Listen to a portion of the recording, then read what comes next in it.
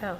Award-winning author Anita Higman has 24 books published, several co-authored for adults and children, and has been honored in the past as a Barnes & Noble Author of the Month for Houston.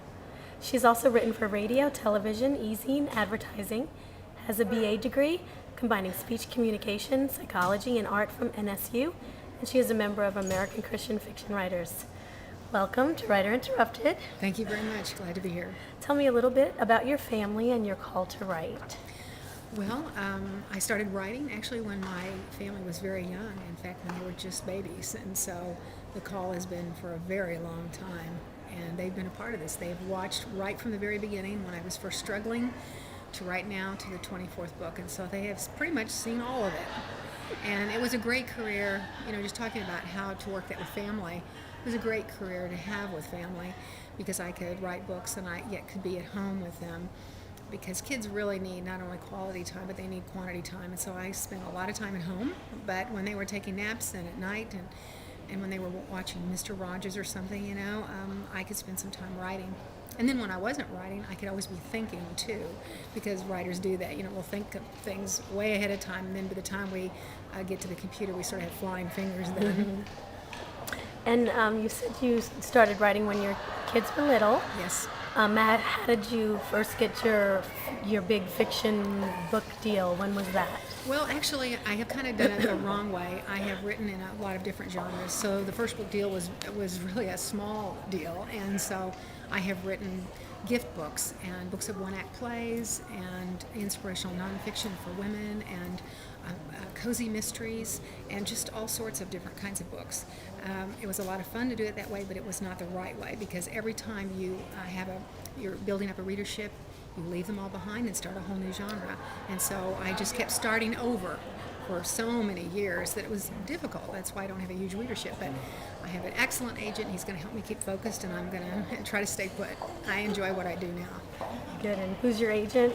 Chip McGregor. Oh, he's mine too. Oh, I didn't know that. Yeah. He's a great agent, isn't he? Yes. He's going to like this too, huh? Yeah. Well, you might have answered some of my next question. What's your favorite genre? What is the one that you're sticking with now? Well, I'm writing for Summerside Press, and this book is Love Finds You in Humble, Texas. And even though it's considered romantic fiction, Christian fiction, I think it's a little bit of women's fiction too, because it's not really just straight romance. It's a story of two sisters who fall in love with the same man, and they're very, very close. But it's also a story about the two sisters and what they have to work through in order to come to terms with all this. And so it's I love the way they allowed me to keep my writing style in there and just let me be me. Well, so I really appreciate that. So I want to stay put with either women's fiction with romance or romance with kind of women's fiction mixed. I know that sounds a little crazy, but there's a little bit of meaning to the madness there. So do you have another book coming out with Summerside? Yes, I believe so. It's going to be Love Finds You in Noel, Missouri, and so it will be a Christmas book. Although the actual town name is pronounced Noel, but it is also sort of a Christmas Ozark town, and so hopefully readers will like a Christmas book. You keep answering my questions ahead of time. What do you hope to accomplish through your novels? Well, I guess I would like to have people in general, a general theme that I always seem to go back to is that life is full of really, really shattered moments. I mean, it really is. This is a really hard life at times. And through the light of His grace, those things can be made into something truly beautiful. And I guess that would probably be the main theme that runs through my books, but also something that I feel that, that I want to let readers know about more than anything. So is writing your full-time job now? Yes, it is. Writing and promoting and some speaking. Not a lot of speaking, but... So is your life crazier now or when you had little kids? Oh, now nobody's ever asked me that. It was crazier in a different way because you'd be in the middle of a child who might not be feeling well and you changing dirty diapers and just all the things that it takes to the amount of time and love and effort to raise children to be, great Christian citizens, and that's what I dreamed of doing, and I hope that they are. I believe they are. And I have totally forgotten where I was going with that. I forgot what the question you were asking. That was an impromptu question. Which is your life crazier now or then? Oh, well, like I said, it's a different kind of crazy because back then you had an awful lot of things you have to deal with in raising kids. And now I have empty nest, and so it's just a different kind of crazy. So they're both their own fun kind of crazy, I guess. Do you experience writing interruptions at this stage of your life? Not so much now. I did a great deal when the kids were growing up. You know, I was interrupted continuously because, well, their needs came first, you know, always. And so I had a lot of interruptions. But that was probably a good discipline. Learning how to write in difficult circumstances, writing, you know, all the time, no matter what. You know, because I would take little bits of time, you know, if they were ill or something, if they were down for a nap or something, I would be using that time as best I could. So I was interrupted a great deal.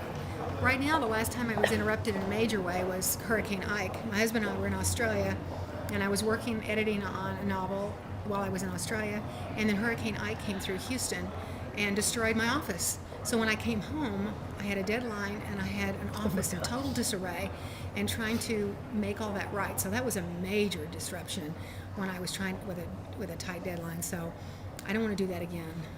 No more. Well, chances are not good it'll happen again. Throughout your years writing, was there ever a time that God told you to set aside your writing for a period? No, I don't believe he's ever done that. However, there was a time many, many years ago when I had received enough rejection and enough frustration in the business that I had finally just put it aside myself for a little while, for some months. But then I drifted back to it because I don't know, I'm just a writer. I was sort of born to write, so I feel called to do that. So what advice would you give another mom who's in maybe right now in your situation you were years ago with little kids and struggling to write and to find time and to find that balance, and what advice would you give them? Well, as the old saying is, God first, family second, and writing third, career third. And it really needs to be that way. And that is hard to find that balance. But it'll be worth it in the end. I want to encourage moms to do that, to always, you know, put their family before their career, no matter what the career is, whether it's writing or anything else. Because the kids, you'll notice that as they grow up. They'll know their love. They know that you wanted to spend time with them. You didn't just have them and kind of shuffle them off somewhere and hope they would kind of grow up on their own. You know, you really want to spend time with them as a mom, and you want to watch them grow up and help them in every way that you can. And so by putting them before your writing, you will never regret that, ever. So did that come easy for you? Or Well, there were frustrating times when I thought, you know, when it's the 5th or 10th poopy diaper for the day, I remember you think, wow, I could use a creative outlet right now. But you get through those times, you know, and they gradually grow up and they start talking to you, and then, you know, it's a lot of fun when they start talking. yeah, I think the hardest balance for, I guess, moms whose kids are older is knowing when the kids can be by themselves and take care of themselves while mom's working, and when you need to be there for them, because I think that's the hardest thing to balance. Yes, it is. It is and I'm sure it is for every mom to find that balance. Is there anything else you'd like to share?